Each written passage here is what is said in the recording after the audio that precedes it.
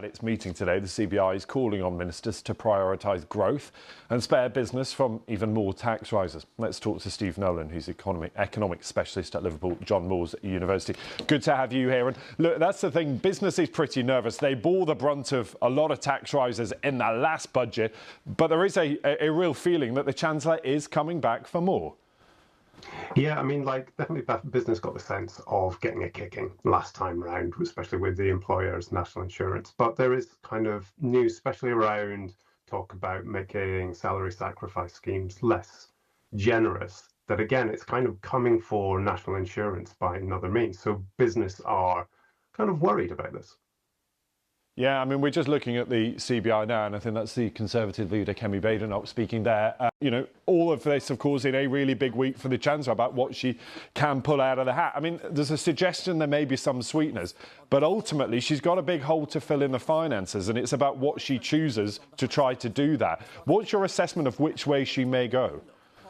Well, it feels at the moment, having ruled out going for broad-based tax rises, after definitely hinting quite strongly that that's what the government was going to do, that we're back to kind of scrabbling around the sofa looking for little bits here and there. And the problem with that is, whereas with the broad-based tax rise, you're annoying everyone. No one wants their tax to go up. Here, you're kind of annoying small groups of people, but people that are quite vocal about it. So you're creating kind of inefficiency in terms of that kind of economic policy, but also political problems as well.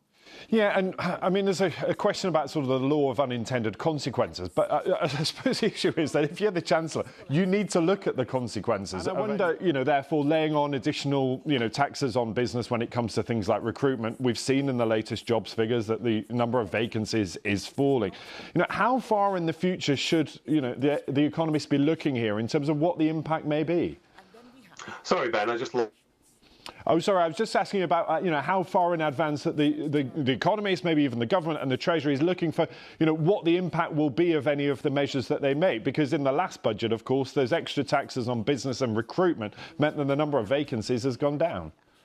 Yeah, I mean, the Treasury has and does think kind of dynamically into the future. But if you don't consider these kind of impacts, if they're not kind of heavy in your assumptions, they don't turn up.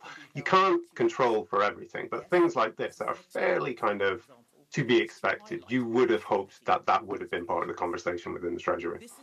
And so with that, the challenge ahead for the Chancellor now in terms of, filling that budget, she'll also have an eye on how the city will respond. She's got to maintain their confidence whilst also trying to deliver something for business and all of us.